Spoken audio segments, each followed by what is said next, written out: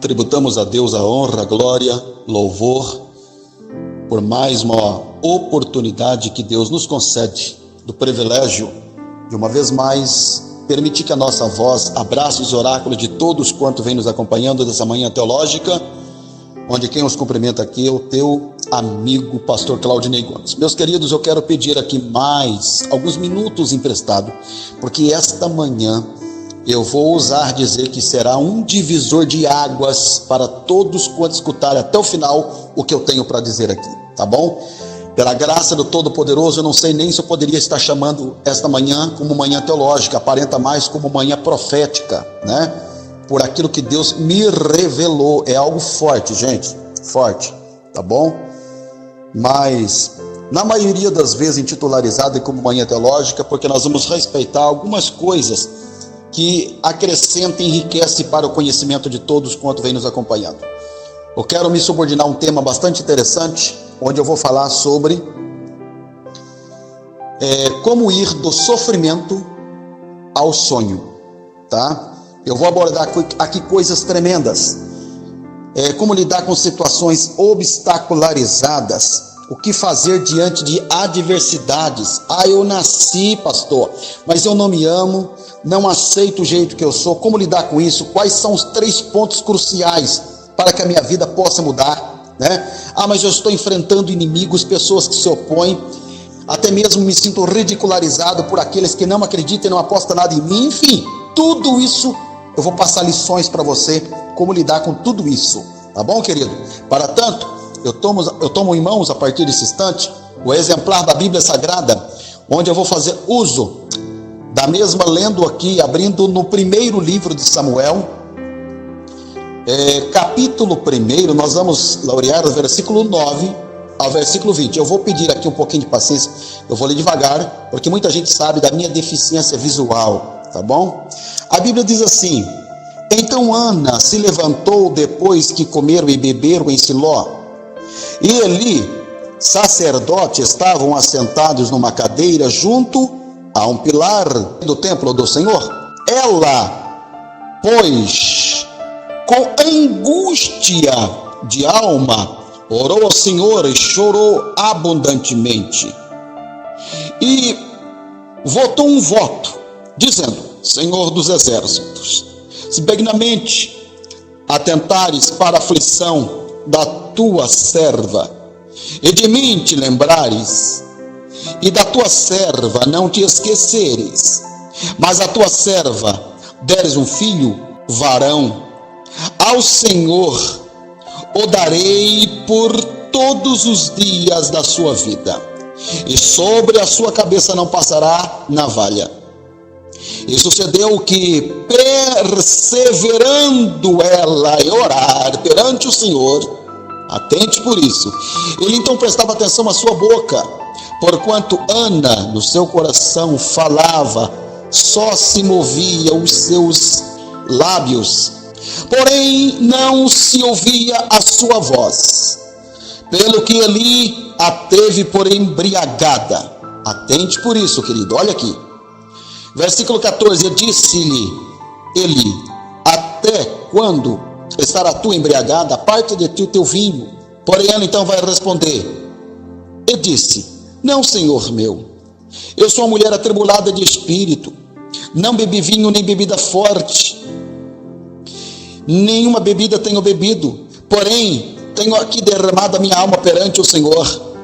Não tenhas, pois, a tua serva por filha de Belial, porque da multidão dos meus cuidados e do meu desgosto tenho falado até agora. Então lhe responde Eli e disse: vá em paz, e o Deus de Israel te conceda a tua petição que lhe pediste. E disse ela: achei a tua serva graças aos teus olhos. Assim a mulher se foi seu caminho e o comeu, e o seu semblante já não era triste. Versículo 19. E levantaram-se de madrugada e adoraram perante o Senhor, e voltaram e vieram à sua casa a Ramá. E Eucana conheceu a Ana, sua mulher, e o Senhor se lembrou dela.Essa expressão aqui, bem na verdade, existe expressão diferente que coabitou, né? Enfim, versículo 20, a gente conclui aqui, ó. E sucedeu que, passado algum tempo, Ana concebeu e teve um filho, e chamou o seu nome Samuel, porque dizia ela, o Senhor, o tenho pedido ao Senhor, ou melhor dito. Bom, vamos ao que nos interessa. Querido, eu não tenho dúvida que você não vai ser a mesma pessoa se escutar o que eu tenho para falar aqui até o final. Tenho chamado a atenção de todos para que viesse abrir esse assunto dentro do primeiro livro de Samuel, quer dizer, primeiro porque trata, né? Também chamado primeiro porque trata de 2 livros, né? Obviamente tem um segundo, primeiro e segundo livro de Samuel, dos livros históricos, né, do Antigo Testamento da Bíblia, e um único livro da Bíblia hebraica, conhecido como Tanakh, sendo que eles não estavam separados no cânon hebraico original. Quer dizer, junto com primeiro e segundo Samuel, abrange um período de aproximadamente 140 anos. O que acredita? Acredita-se que o livro, ele formava originalmente uma única obra, abrangindo, né, primeiro e segundo livro de Samuel e primeiro e segundo livro de Reis, quer dizer, era um único livro. A primeira parte, pensa-se que teria sido escrito pelo profeta Samuel e o restante por Natã e Gad. Quer dizer, o enorme tamanho desse único rolo composto por um dos escritores deve ter levado a sua divisão arbitrária em 4 partes, primeiro, segundo Samuel, primeiro e segundo livro de Reis, não é mais um único livro, né? Dividiu num tamanho de mais fácil manuseio, manuseá-lo. Assim, quer dizer, tanto a Septuaginta grega como a Vulgata latino chama de primeiro e segundo Samuel. Todavia, quando você familiariza, entra no livro de Samuel, esse primeiro livro aqui, gente, conta a história de Samuel, que por sua vez foi um profeta importante, conta a história do reinado do rei Saul, que foi o primeiro rei de Israel até a sua morte, incluindo a guerra dos filisteus no capítulo 4, né? Conta a grande façanha do jovem pastor por nome de Davi, sendo mais tarde o rei de Israel ao derrotar o gigante filisteu. Enfim, muitas histórias lindas, belas e bonitas você encontra dentro desse livro, de primeiro livro de Samuel. Todavia, a nossa atenção vai se voltar nas preliminares desse livro, conforme a leitura que eu utilizei com todos vocês. Por quê? Essa história é uma história um tanto melancólica, porque começa a desenhar a história de uma mulher chamada Ana. E eu começo a de cara ver, né, que Ana era aquela mulher pela qual tinha um sorriso artificial e não natural, por carregar um câncer, um oco, um buraco, um vazio, uma lacuna por dentro da sua alma. E se alguém ousar perguntar, pastor, por quê? É simples, Ana era estéril, ou seja, a condição da felicidade de uma mulher na antiga aliança estava apoiada se ela gerasse ou se ela não gerasse filhos, né? Então, se ela não gerasse filhos, ela era acarretada de uma mulher humilhada, azucrinada, ridicularizada e até maldita, né? Quando você pega a Bíblia e manuseia a mesma, quantos nomes não estão inseridos na Bíblia? De fulano gerou cicrano, cicrano gerou beltrano, beltrano gerou fulano, e vai. Então você pergunta, pastor, quanto nome? Por que tanto nome? Isso faz parte literalmente de uma cultura judaica, querido. Judeu gosta de tomar por apreciação sua geração. Se eu estou pregando numa igreja pequenininha, média ou grande igreja que seja, se eu perguntar ali qual é o nome do seu bisavô, sua bisavó, tataravô, ninguém sabe. Mas se eu tivesse numa sinagoga judaica, todo mundo saberia. Todavia, vale colocar uma ressalva, que judeu não casa por casar, judeu casa para ter filhos. Aí que está o X da questão. Se um judeu casa com uma judia, de onde vem a palavra judiação, não é verdade? E esta não lhe dá filhos, sua geração para. E uma vez paralisando, aonde está a história? E se judeu gosta de tomar por apreciação, é a razão pela qual justifica de uma mulher ser tão humilhada. Aí abria-se uma brecha na lei. Vou dar um exemplo. Abraão casou com Sara. Abraão com Sara. Era Abrão com Sarai, né? Ela não dá filhos, ele toma a escrava Agar, certo? Porque é isso que tinha como brecha na lei. Quando o judeu casasse com uma judia que não gerava filhos, ele tomava a escrava, deitava com ela, para que a sua geração tivesse por continuidade. Então, Abraão deita com Agar, vem Ismael, por sua vez, é o pai dos árabes. Deus havia feito a promessa, e não era por parte da Agar. Semelhantemente, você percebe que pela leitura que eu fiz aqui, Eucana casa com Ana. Ana não lhe dá filhos, ele deita com Penina, Penina lhe dá filhos. Agora, eu quero que você perceba, querido, que sem forçar absolutamente nada, o lindo da revelação é você deixar ser levado pelo Espírito. Quando Deus nos faz entender, né, no tocante à revelação, existe conhecimento herdado, revelado e pesquisado. E pela revelação, nós entendemos o quanto Ana vai tipificar e representar diretamente o número dos crentes angustiados pelos dias atuais, justamente porque são crentes que estão estéril de um sonho, não realizou um sonho, não chegou a concretizar um sonho. Então fica o quê? Esse buraco, esse câncer, esse oco, esse vazio, essa lacuna na sua alma, quando você olha que você não está vivendo um ano após outro ano, você está vivendo o mesmo ano, por sequência de ano que vem e vai, e a sua vida não muda em absolutamente nada. Todavia, quando você olha para Ana, nós vamos observar um outro ponto bastante interessante. Imagina, de imaginação, Ana nos dias de hoje, chegando na igreja.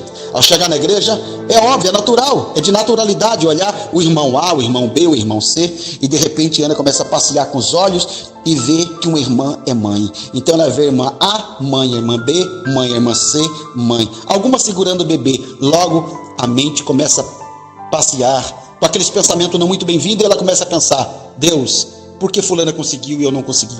Por que fulana foi e eu não fui? Porque fulano concretizou o sonho pela qual tem lá nos braços um baby e eu não.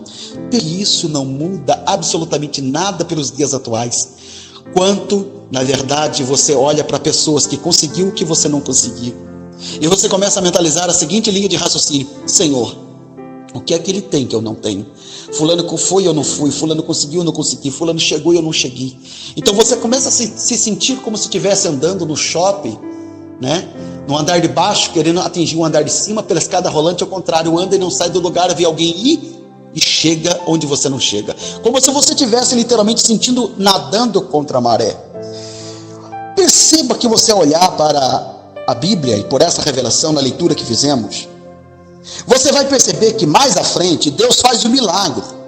E Ana então tem em seus braços o filho, Samuelzinho, né? E se eu pergunto para Ana: Ana, e aí? Tá feliz com o filho? Quem sabe ela estaria dizendo: filho? Sim, seu filho. Ele não é o filho. Não, ele é o quê? Ele é mais do que um filho. Ele é o sonho nos braços de uma mãe que não podia ter filho, agora tem um sonho realizado. Eu quero falar aqui diretamente para você que tem muitos, querido, que estão se sentindo estéril dos sonhos, carregando esta angústia na alma. Todavia, eu vi uma frase que para mim eu achei por demais uma frase muito marcante, de grande esplendorosidade. E a frase dizia: com a chegada de um filho, nasce uma mãe. Não é nasce um filho, não, você inverte aqui. Com a chegada de um filho, nasce uma mãe. Entendeu? Não entendeu? Então vou aplicar. Com a chegada de uma bênção, com a chegada de uma vitória, com a chegada de uma porta aberta, vai nascer um outro homem, vai nascer uma outra mulher, vai nascer uma nova história, entendeu? Uma nova história vem aí para a sua vida. Agora perceba que quando você olha para Ana estava indo para o templo. E eu começo a ver Ana, cumprimento Ana: paz do Senhor, irmã Ana, paz do Senhor, pastor, está indo para onde? Estou indo para o templo. Eu queria te fazer uma pergunta: Ana, quando está indo para o templo, ela tem um filho? Alguém vai dizer: não, pastor. Pois é. E aí surge uma pergunta bastante interessante que eu já fiz em outros áudios: quantos aqui fielmente gostariam de se tornar como Miriam, que cantou o cântico da vitória? Todo mundo vai dizer: eu. Pois é, Miriam cantou certinho, mas foi certinho no lugar erradinho, porque ela cantou depois que o mar abriu. Não é muito mais interessante cantar com o mar fechado? Porque Ana está indo para o templo, ela não tem filho ainda. Tem muita gente que quer procurar Deus depois que a bênção chega. Tem muita gente que quer procurar Deus depois que a vitória já o abraça. Não, querido, não faça de Deus barganha, não negocie coisas com Deus. Vá procurar a Deus movido ao amor que você tem por Ele, e não por aquilo que Ele pode dar. Entendeu bem? É o conselho que eu estou deixando aqui para você. Todavia, ao olhar para Ana, nós ainda vamos aprender algumas outras lições. Qual lição? Perceba que Ana chega no templo e começa a orar, ao ponto que ela ora com uma oração que o sacerdote olha, estica o pescoço, dá uma enxergada, olha e não entende. O que eu aprendo com isso aqui? Perceba que quem não está entendendo é o sacerdote. Você está pensando que é todo mundo que vai entender o que você está passando? Você está pensando que todo mundo vai entender essa luta, essa labuta, essa peleja, esse momento obstacularizado, esse vale, esse deserto, essa guerra, essa batalha, essa luta que você está passando, essa noite obscura que parece que nunca passa? Não, não é todo mundo. E não se engane, às vezes não são nem os de fora, é os de dentro, como o caso do sacerdote. Não entendia. Fique tranquilo. Pode ninguém entender, mas há um Deus lhe filmando 24 horas. Perceba que Ana nasce estéril, sim ou não? Sim! O que eu quero dizer com isso? Permita eu abrir um parênteses e dizer para você em tom profético: ninguém tem culpabilidade de ter nascido como nasceu. Entendeu? Vou repetir: ninguém tem culpa de ter nascido como nasceu. O problema não é nascer estéril, e sim conformar com a esterilidade. Por favor, não pegue da fraqueza, faça um paletó e viste, concorde. Sabe, viva uma vida de comodismo. Minha vida não muda mais, acabou. Você tem poder de mudar a sua história. Eu vi uma frase notificada por Bill Gates, que é uma frase no mundo dos empreendedores muito usada, que faz uma grande diferença. Ele disse, né? Ninguém tem culpa de ter nascido pobre, mas se você nasceu pobre, morreu pobre, a culpabilidade é totalmente sua. Deus dá vida para você escrever a sua história. Por favor, mentaliza isso.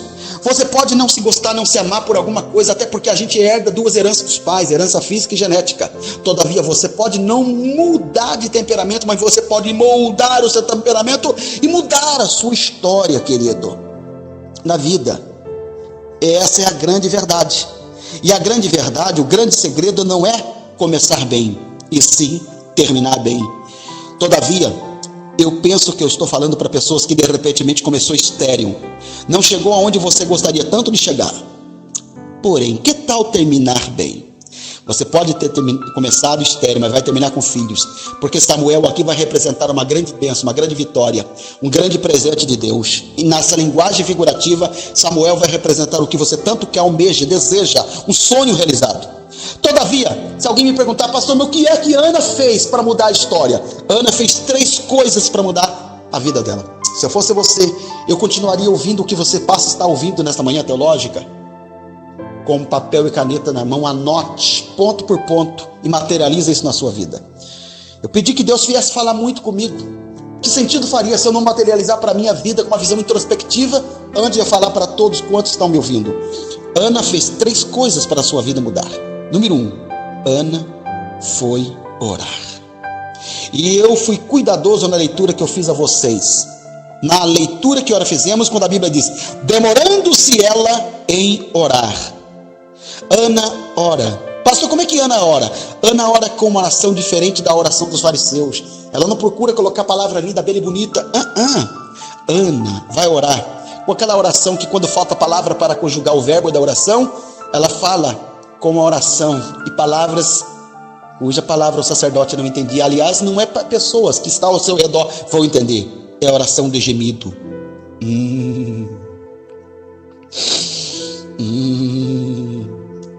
Gemido só é gemido na terra, mas quando chega diante de Deus vira palavras.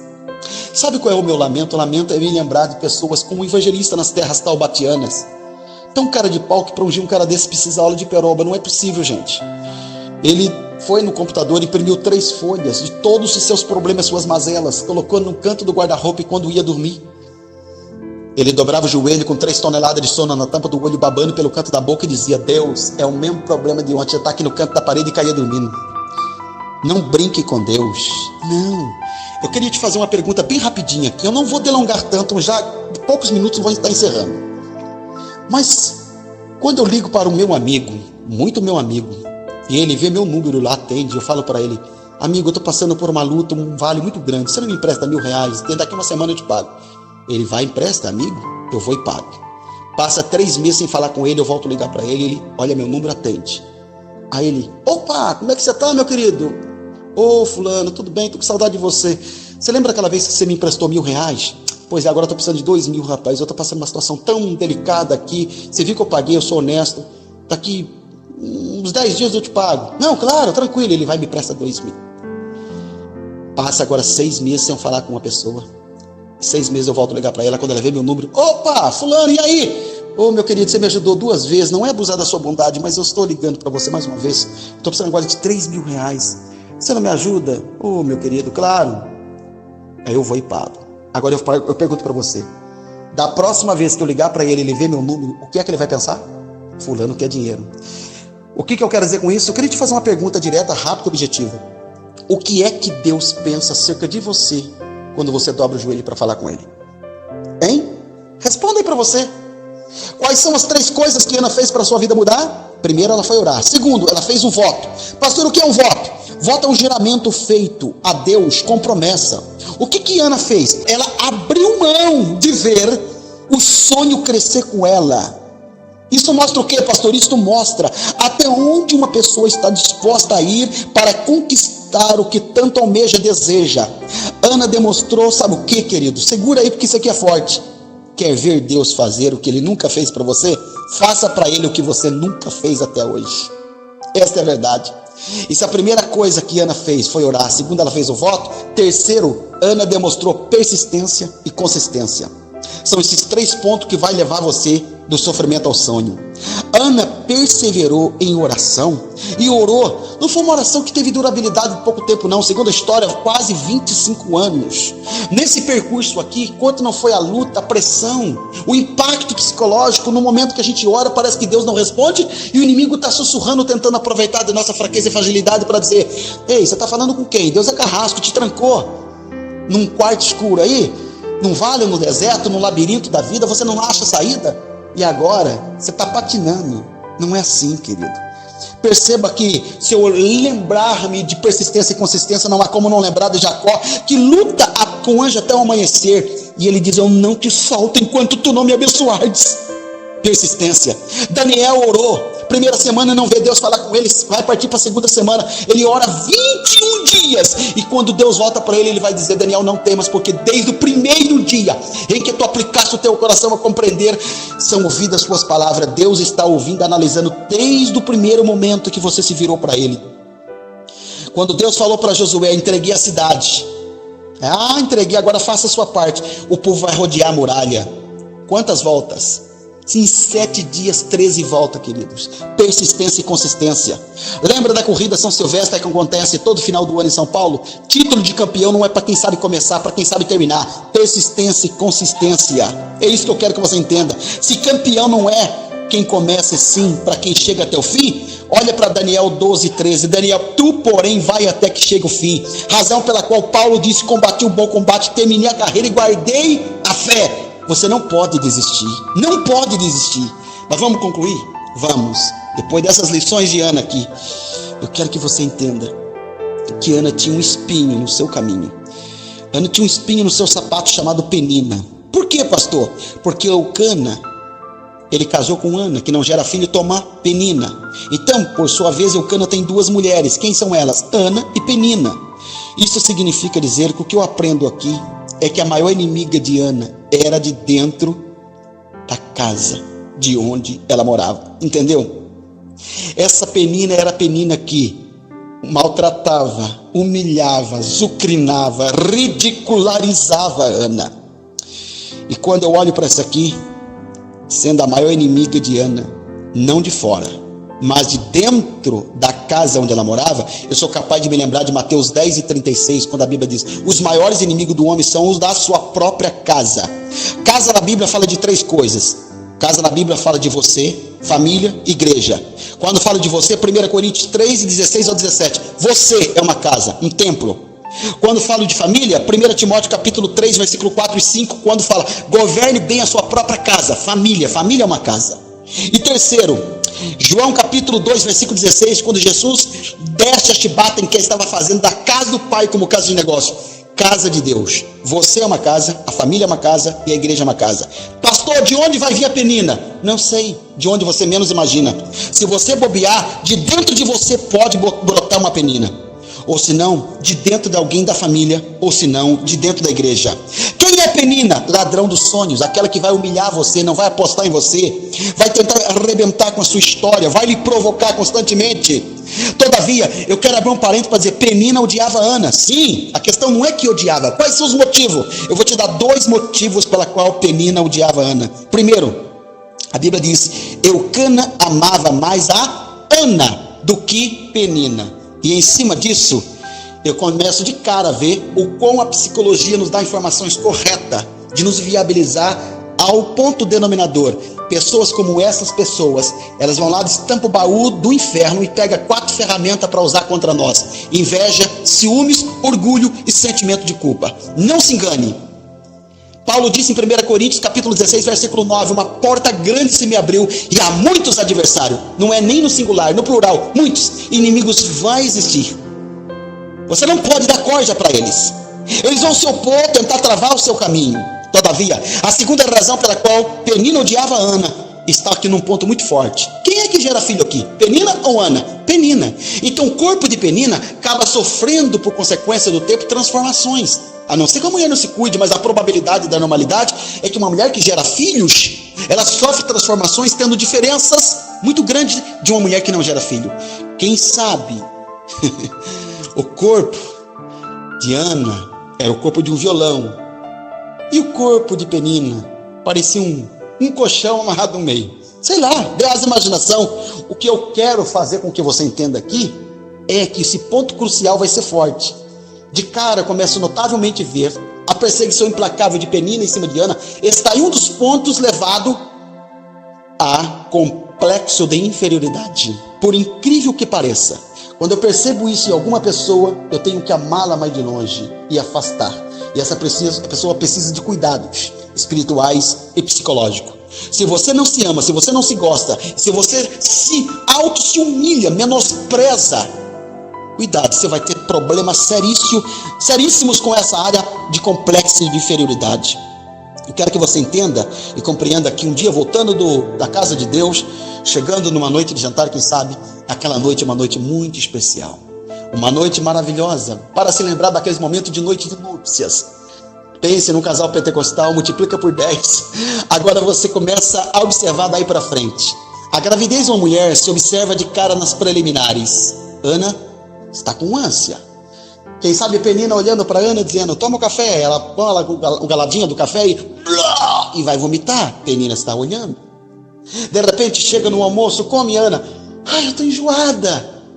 Penina está emendando as peças para o quebra-cabeça. Enjoada, com ânsia. O que eu quero dizer com isso? Não se engane. Teus inimigos estão de olho em você. A cada passo que você está dando em direção à grande vitória, na persistência e consistência, eles estão de olho em você. Agora, imagina se Ana estivesse triste, cabisbaixa, num quarto, e tivesse que ouvir a voz de Deus dizendo, Ana, onde tu estás? E Ana tivesse que responder, onde estou? Eu estou numa casa onde eu sou humilhada, taxada de maldita, eu sou ridicularizada, eu sou oprimida, Senhor. E se Deus tivesse que responder, Deus estaria dizendo, que bom como, Senhor? Que bom que você não saiu dessa casa, porque a casa onde você foi humilhada, ridicularizada, discriminada e taxada de tudo que te faz mal, é a casa onde a sua barriga vai crescer agora. Pegou a revelação? Não podia ser melhor, querido. Não corra da luta.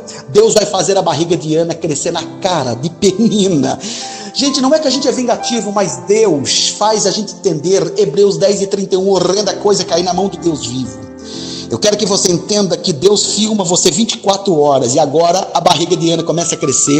Penina tem que se conformar da gravidez de Ana e Ana grávida. Agora, no dia de ganhar o baby, Samuca, Samuelzinho, eu pergunto e você me responde, quem é que vai ser a parteira de Ana? Se você pudesse gritar e colocar a voz por goela fora, o nome é Penina. Eu lamento, senhoras e senhores, de pessoas que fazem uma oração de feitiçaria para dizer, Deus, estão me humilhando, esses inimigos, arranca o braço e a mão desse que me ameaçou. E Deus tivesse que responder, ele estaria dizendo, não, eu não vou arrancar mão nem braço, porque os meus pensamentos e sonhos são mais altos do que o seu. Eu vou deixá-los de mão e braço, para ter que aplaudir você no amanhã, pela forma de como eu vou levantar você. Por isso que eu disse para você que esta manhã, eu não sei se eu chamaria de manhã teológica ou manhã profética, mas todavia, eu quero finalizar dizendo para você que o seu Samuel tem endereço. A partir desse momento eu quero profetizar pelo Cristo que deixou a sepultura vazia, que o seu útero espiritual seja trabalhado por Deus ao ponto de a partir dessa mensagem você literalmente se sentir grávido do seu sonho, e ele vai nascer. Deus vai trazer a existência. Amém, querido? Que Deus abençoe você toda a sua família. Pegue cada ponto, palavra e vírgula desse assunto, materialize na sua vida para viver o melhor que Deus tem para você. Um grande abraço. Porta da nossa disponibilidade continua aberta, sempre atendendo a gama de amigos novos que chega por semana, né?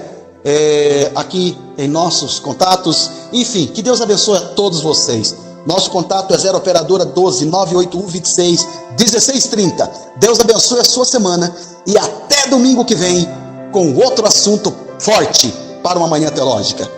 Um abraço, fique com Deus.